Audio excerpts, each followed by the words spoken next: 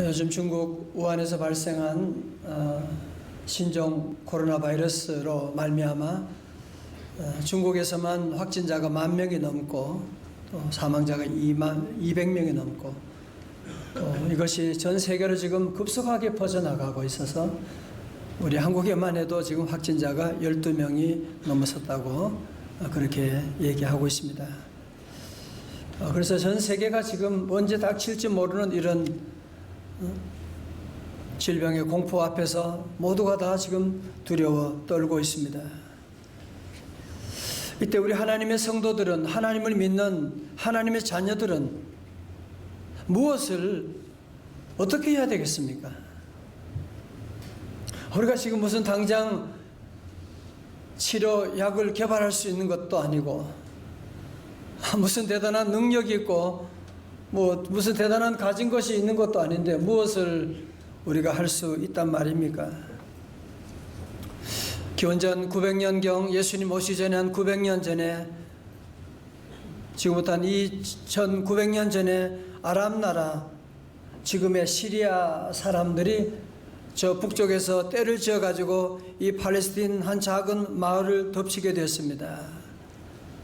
그리고는 그 마을 사람들을 마구 잡아다가 노예로 끌고 가게 되는 정말 피도 눈물도 없는 그런 잔인한 사람들이었습니다. 그때 사로잡힌 사람 가운데 한 사람이 바로 오늘 본문에 등장하는 이름도 알 수 없는 한 어린 소녀였던 것입니다. 한순간에 이 소녀는 부모님을 잃게 되고 나라 잃게 되고 친구를 다 잃게 되고 꿈을 잃게 되고 이제는 전혀 낯선 외국 땅에 노예로 끌려와서 하루하루 살아간다는 것이 두려움이고 공포고, 헤어진 엄마 아빠를 생각하면 하염없이 눈물이 쏟아질 수밖에 없는 나날을 보내지 않았겠습니까? 근데 하필이면 이 소녀가 잡혀간 곳이 바로 자기 나라를 침략해서 자기 가정을 송두리째 파괴하도록 지휘한 이 아람 나라 시리아의 군대 장관, 국방 장관인 이 나만의 집이었던 것입니다.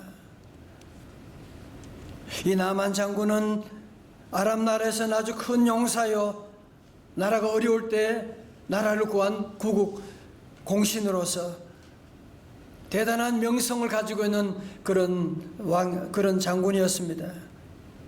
그러나 그의 실상은 어떤가요? 1절의 말씀 같이 한번 볼까요? 시작. 아람 왕의 군대 장관 나아만은 그의 주인 앞에서 크고 존귀한 자니 이는 여호와께서 전에 그에게 아람을 구원하게 하셨습니다. 그는 큰 용사이나 나병 환자더라. 아멘. 여러분, 사람에게도 두 가지 양면이 있는 것 아시지요? 그죠? 겉으로 보이는 모습이 있고 보이지 않는 모습이 있는데, 이 나만 장군은 겉으로 보면 대단한 그런 권력을 가지고 있는, 대단한 화려한 영화를 누리고 있는 사람이었지만 속으로는 그의 살이 썩어져가는 이 나병 한센병에 걸려있는 절망 가운데 하루하루 살아가고 있었던 것입니다. 오늘 우리 현대인들 가운데도 겉으로 보면 대단한 것처럼 보이는데, 겉으로 보면 대단한 권력 있고 재물이 있는 것처럼 보이지만, 인기가 있는 것처럼 보이지만 그 실상은 썩어져가는 그런 모습이 있는 것을 우리가 부인할 수가 없을 것입니다. 그런데 어느 날 이 소녀가 집에서 노예로서, 몸종으로서 일하고 있는데 가만히 들어보니 주인이 병에 걸렸다는 거예요.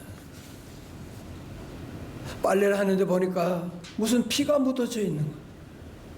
나중에 알고 보니까 주인이 바로 나병 환자에, 정말 몹쓸 병에 걸려 있다는 얘기를 듣고, 사실은 자기 나라를 그렇게 몹살게 굴더니만, 자기 가정을 파괴하더니만 정말 하나님의 벌을 받아서 싸다 고소할 수도 있지만, 이 소녀는 그 얘기를 듣고 왠지 모르게 그 주인이 불쌍한 마음이 드는 거예요. 그래서 이 소녀는 여주인에게 이렇게 말합니다. 본문 3절에 보면 그 여주인에게 이르되 우리 주인이 사마리아에 계신 선지자 앞에 계셨으면 좋겠나이다. 그가 그 나병을 고치리이다 하는지라.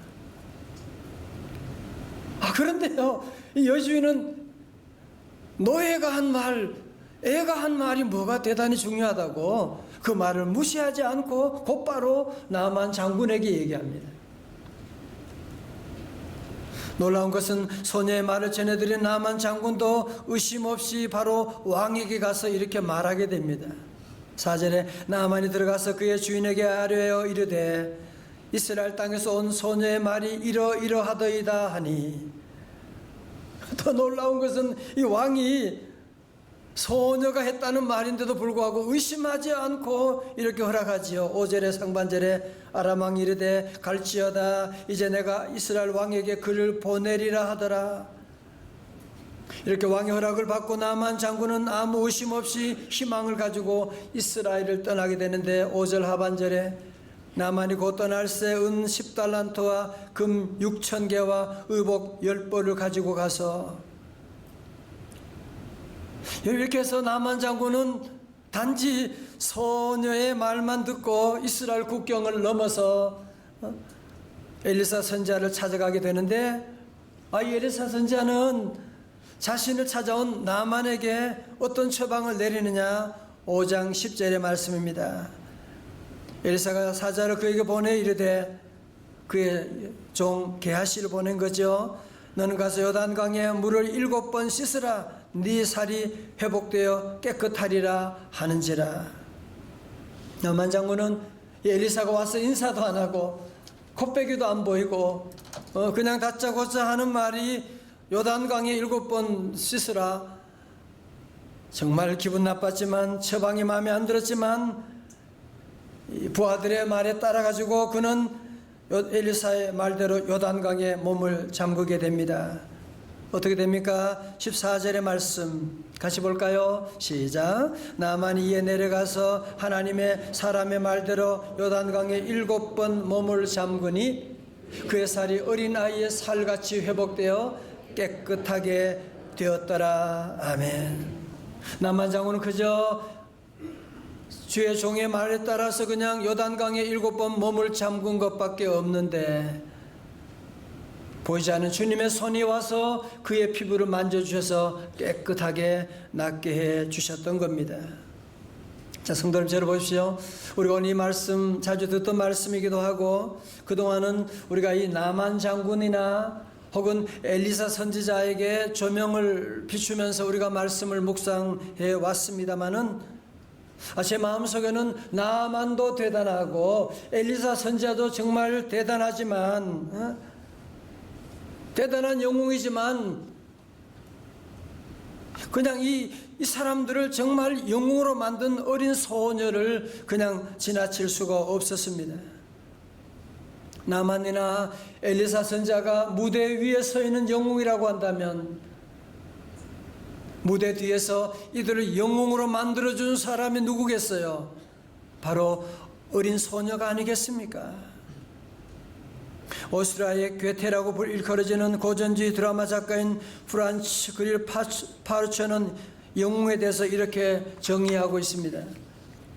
위대한 것을 위해 자신의 인생을 희생하는 사람은 영웅이고, 자신의 인생을 시시한 일에 낭비하는 사람은 바보와 같다고 그렇게 말합니다.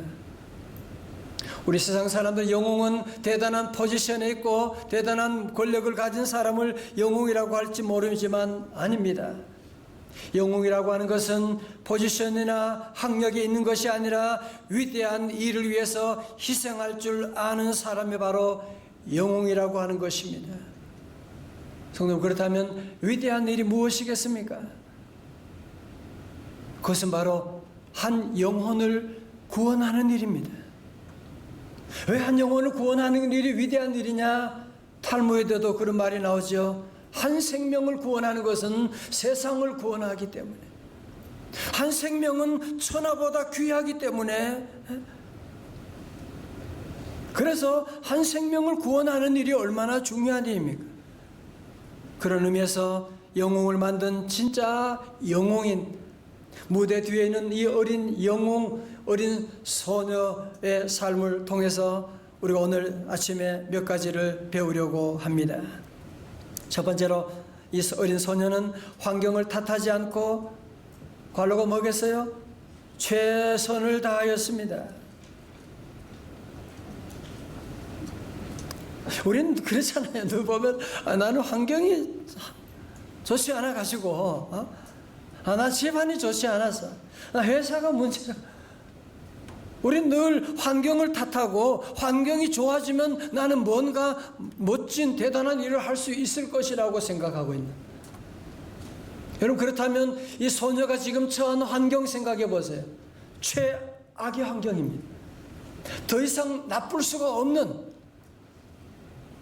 가정이 깨어져 버렸고 그의 꿈이 깨어져 버렸고 이 노예 생활하는, 몸종으로 노예 생활하는 이 어린 소녀에게 무슨 꿈이 있을 수가 있겠습니까?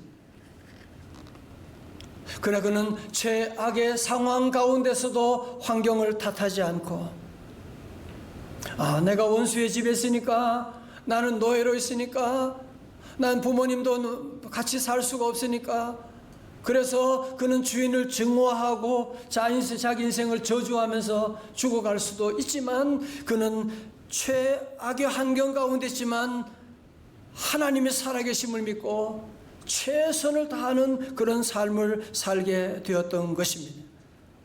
그는 기도하면서 자기가 할 수 없는 것은 내려놓고 할 수 있는 일에 집중하는 거예요. 자기가 만난 하나님의 그 놀라운 사랑을 여주인에게 증거한 것이 아니겠습니까? 요셉도 그랬죠. 그는 정말 최악의 환경 가운데 노예 생활하고 억울하게 감옥에 던져지기도 했지만 그러나 그는 하나님을 바라보고 최선의 삶을 살아가는, 그는 고백합니다. 창세기 50장 20절에 시작. 당신들은 나를 해하려 하였으나 하나님은 그것을 선으로 바꾸사 오늘과 같이 많은 백성의 생명을 구원하게 하시려 하셨나니. 아멘. 자, 여러분 보세요. 사랑하는 성도 여러분, 여러분이 우리가 살아가는 환경, 아니 2020년 우리 앞날은 정말 한 번도 가보지 못했던, 한 번도 직면하지 못했던 여러 가지 어려움들이 우리 앞에 있을 것입니다. 그러나 우리가 믿는 하나님은 어제도 오늘도 영원히 변치 않는 줄로 믿습니다. 그래서 우리는 그 하나님을 신뢰하고 할 수 없는 일을 염려하기보다는 내가 할 수 있는 일에 집중하고 최악의 환경 가운데도 최선을 다하여 하나님 나라의 뜻을 이루어 나가는 저와 여러분 다 되시기를 주님의 이름으로 축원합니다. 두 번째, 이 소녀는 높은 뭘 받았을까요? 신뢰를 받았습니다. 신임을 받았습니다. 여러분, 당시 3000년 전에 여자의 인권이라는 것이 어디 있습니까? 아니, 그것도 노예인데, 그것도 어린 소년인데, 노예들은 주인 앞에서 얼굴도 들지 못하지 않습니까? 남루한 옷을 입고 주인이 시키는 대로 일만 하는 그런 몸종이었습니다. 그런데 오늘 저는 본문의 말씀 보면서, 아니 어떻게 이 여주인이, 그리고 이 일국의 장군이, 어떻게 일국의 나라의 왕이 이 어린 소녀의 말을 이렇게 신임할 수 있단 말인가? 놀랍지 않습니까? 그죠? 아니 무슨 대단한 의사의 말이라면, 아니 대단한 무슨 박사의 말이라면 몰라도 이 어린 소녀가 한 말을 이렇게 여주인도 그 나라의 장군도 왕까지도 듣고 그대로 행동하고 있는 모습을 보면, 여러분, 이 어린 소녀가 그동안 어떻게 살았으면, 그죠? 그동안 어떻게 행동을 했으면, 그동안 어떻게 말을 했으면 모두가 이렇게 믿어줄 수 있단 말입니까? 성도 여러분, 신뢰라고 하는 것은 절대로 한순간에 이루어지는 것이 아닙니다. 절대로 신뢰라고 하는 것은 단기간에 얻을 수 없는 오랜 시간 동안 변함없이 작은 일에 충성하며 나갈 때만이 우리가 신뢰를 쌓을 수가 있는 것이거든요.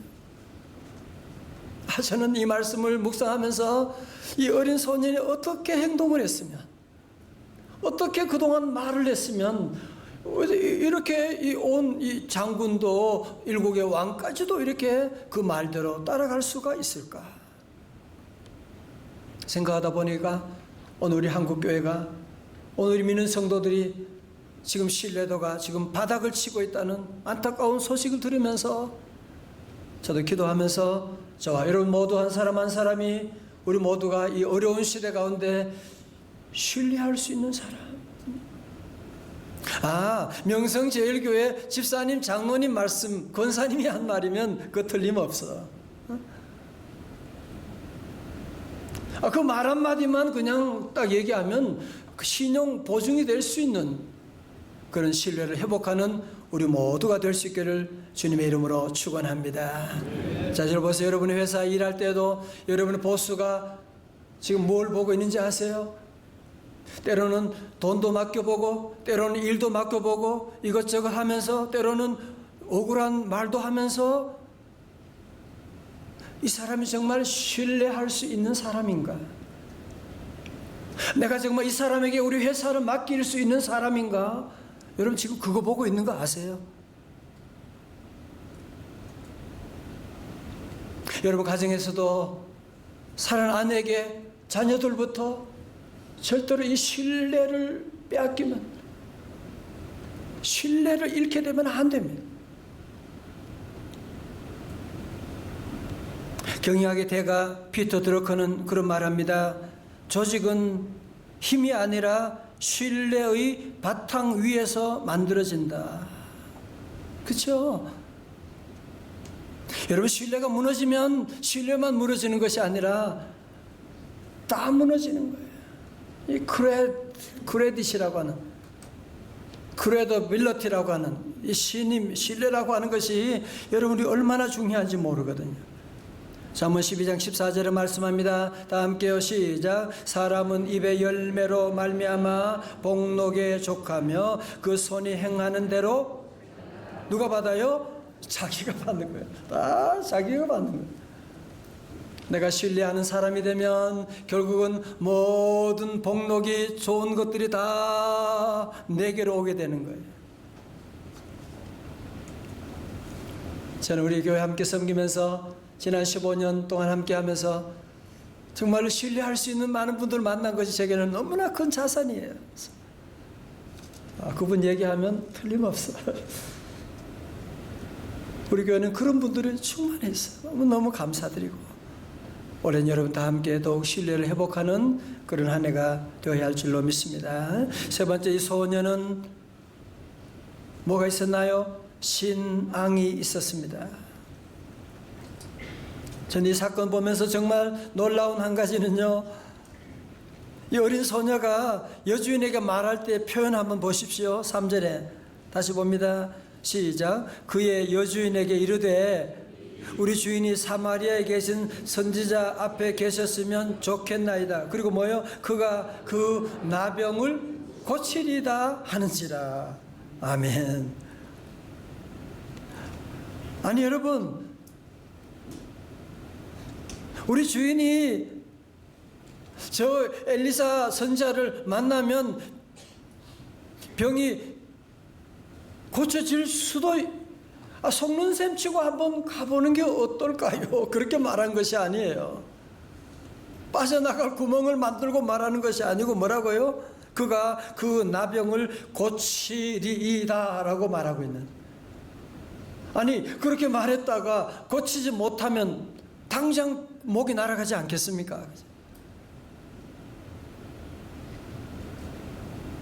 아니 어떻게 이렇게 담대하게 이렇게 확신 있게 말할 수 있나요? 그것은 이 어린 소녀가 살아계신 하나님을 확실히 믿었기 때문인 줄로 믿습니다.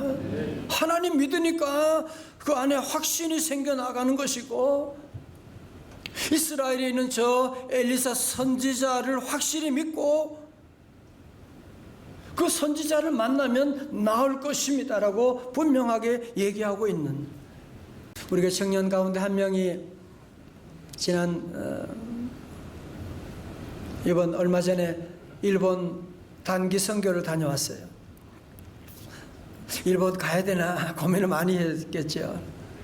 기도하는 가운데 하나님께서 가라고 하셔서 1학년인데 대학생 학교 친구들과 함께 이제 단기 선교를 갔는데, 가보니까 일본 학생들 캠퍼스 가고 만나고 하면 이 한국 사람에 대한 냉대, 아니 또 복음 전하는 사람이니까 아주 차갑게 대하는,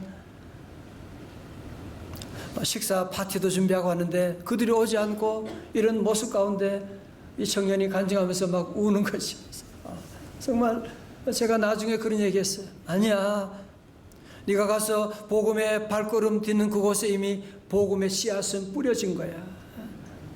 여러분 아시는 것처럼 1866년 27세 영국의 토마스 선교사가 젊은 나이에 제랄 셔먼호를 타고 이 땅에 와서 복음 전하려 하다가 그가 칼에 맞아 죽게 되지 않습니까? 그때 성경을 전해 주었는데 그를 죽였던 그 이름이 바로 박춘권이라고 하는 분인데요. 그가 그 성경책을 받아서 나중에 집에 도배를 했는데 결국은 그 집이 나중에 장대현 교회가 되고 거기에 1907년 대부흥의 역사가 일어나게 되는, 여러분 그래서 모르는 겁니다. 이 시대가 점점 어렵고 전염병이 돌고 하루하루 사는 것이 힘들다고 하지만 우리 사랑하는 성도 여러분들, 늘 하나님은 살아계시다. 하나님은 나와 함께 하신다. 하나님은 내 길을 인도하여 주신다. 우리 모두 확신하고 하나님에 대한 신뢰를 가지고 또 우리 이웃으로부터, 가족으로부터도 신뢰를 받고, 우리가 비록 대단한 영웅은 되지는 못하지만 영웅을 만드는 무대 뒤에서 영웅을 만드는 사람의 일은 할 수 있는 것 아니겠습니까?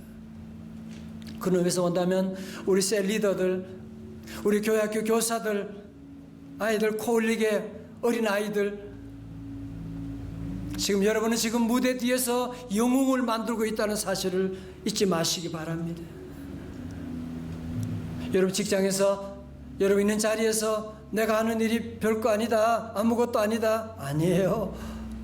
여러분의 작은 그 섬김으로 말미암아 하나님의 놀라운 역사가, 토마스 선교사가 순교했지만 죽어 아무것도 아닌 것처럼 보이지만 그 순교의 피의 대가로 우리 한국교회 새로운 이런 부흥의 역사가 일어나게 된 것을 우리가 늘 기억하고, 우리 예수님도 십자가에 지시고 우리 모두를 하나님의 자녀 삼아주시고 인도해 주셨는데, 저는 오늘 말씀을 묵상하다가 이런 기도가 나왔습니다. 주님, 저는 더도 말고 덜도 말고 이 어린 소녀만 갖게 하옵소서. 아멘.